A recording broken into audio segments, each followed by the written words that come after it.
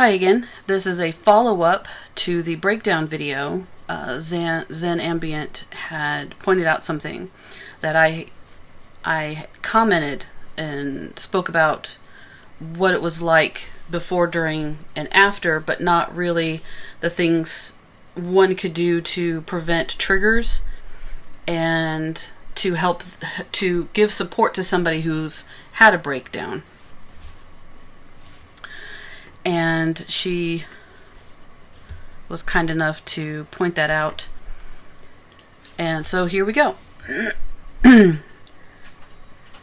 Generally, when somebody has a breakdown, the first thing they're going to do is withdraw. That is a defense, and it's to protect them from all of the sensitivity that they have.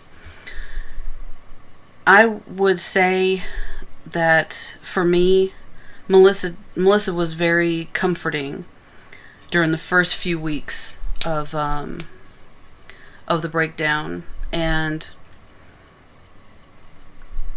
she wouldn't let me completely isolate. I tried very hard to isolate, but she got me out of bed. She spoke to me. She tried to get me to communicate what was going on. I was very quiet. And then together we made the decision for me to get into treatment as an outpatient. And I went to treatment every day for 2 weeks. 7 days. 7 days a week from 8 until 3 o'clock every day. And that kept me from being completely isolated. Or was it 2 o'clock?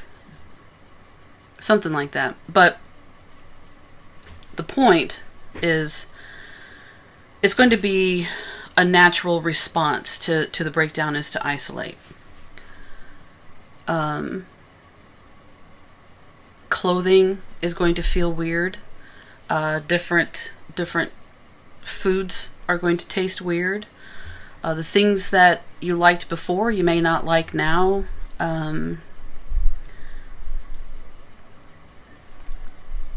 There may be a desire to sleep a lot. The first couple days I slept for 18 hours a day.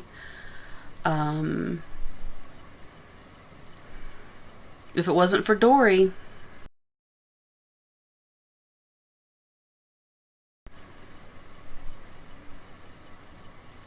I mean, I have other animals, but she was a puppy at the time, and she needed me to be in her life. She needed me to take care of her, so that helped a lot.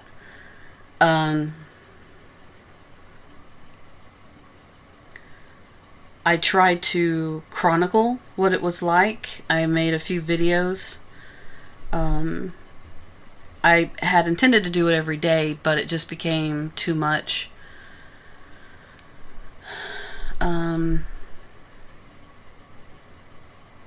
The one thing that I didn't like was the therapist's initial reaction was to drug me.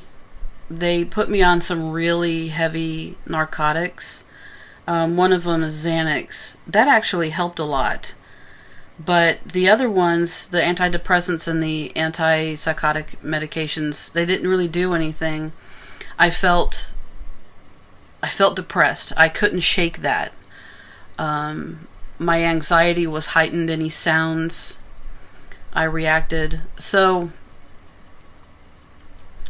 one thing to keep in mind is if your breakdown has caused an increase to your anxiety and an increase to your hypersensitivity to light and sound, you will have to try to protect yourself from those. Whenever I go out, whether it's sunny or overcast, I always wear sunglasses.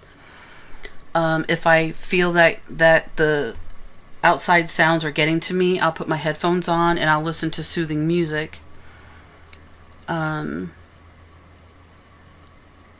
try to refocus by doing different things around the house. If I feel overly anxious, even being inside the house.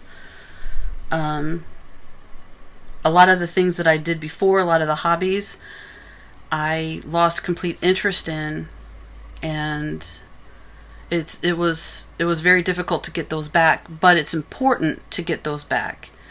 I didn't write for months, and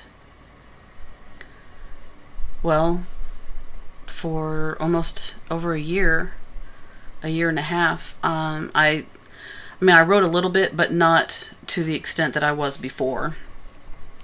And I'm starting to get back into that. It's not going to be a fast process.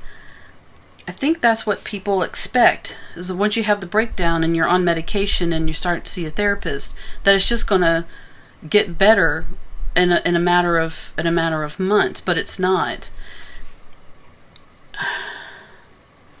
It can take years to not even fully recover, because you can't fully recover from a breakdown. At least that's what all the literature said that I've read about it.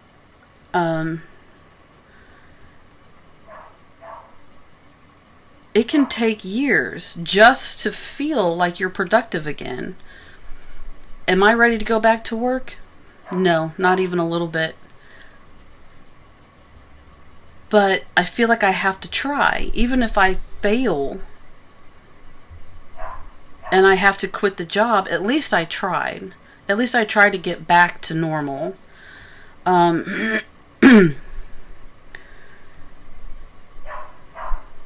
It's about taking the pieces that came from the breakdown and reorganizing them into this new person that you are. Try to pay attention to the things that throw you into a panic attack, that keep you awake, that keep you from eating. Try to recognize those triggers and then work to try to keep those triggers under control. If you know something is going to trigger, for instance, the other day, trigger warning.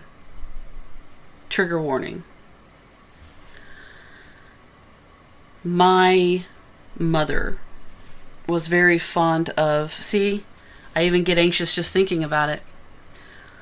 My mother used a skinny leather belt as her weapon of choice when she would beat us.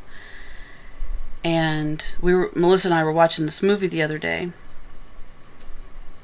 and the mother was going to punish her son, and she told him to get his father's belt. And I asked Melissa to fast forward it, and she hesitated. And I started freaking out. I just freaked out. I started talking really fast, and I asked her to just fast forward it. And she wouldn't, because she didn't understand fully. And so I leapt up, and I left the room, and I came into the office. And I turned the music on so I wouldn't have to hear it.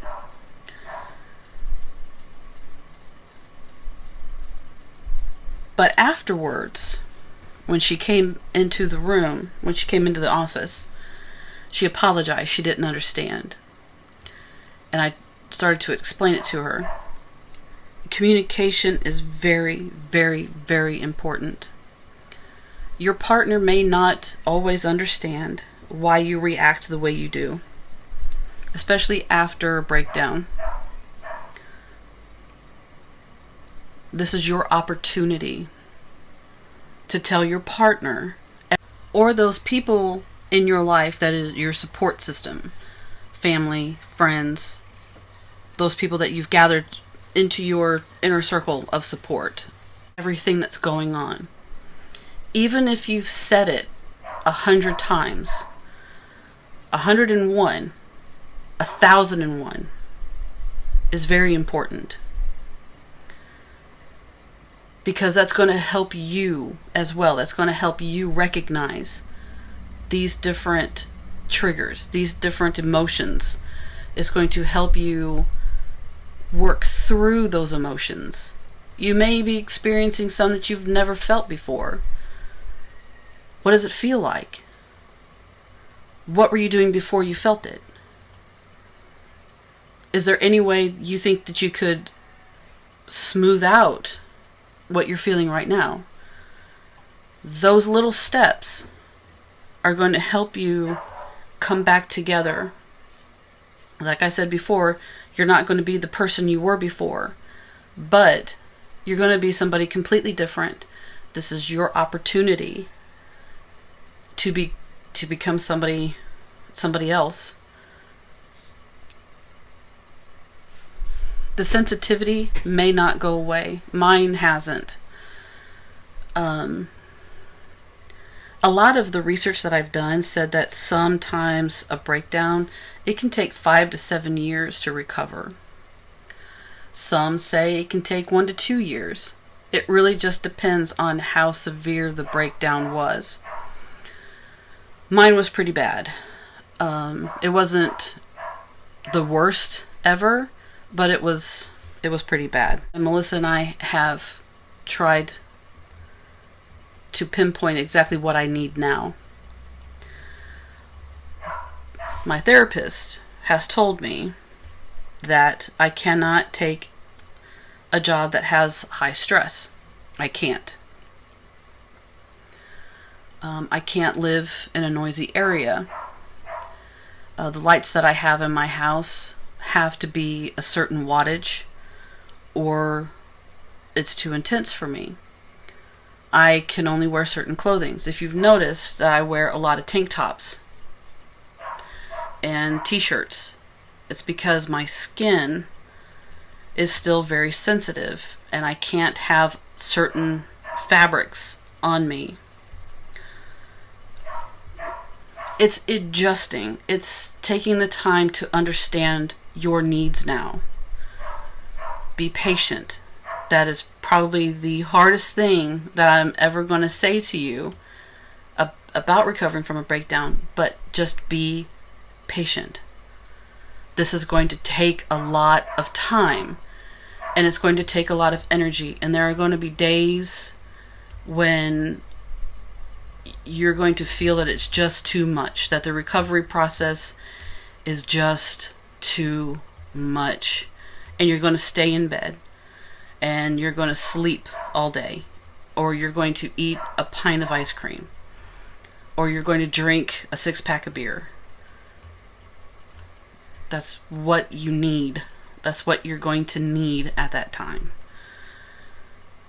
But just be patient.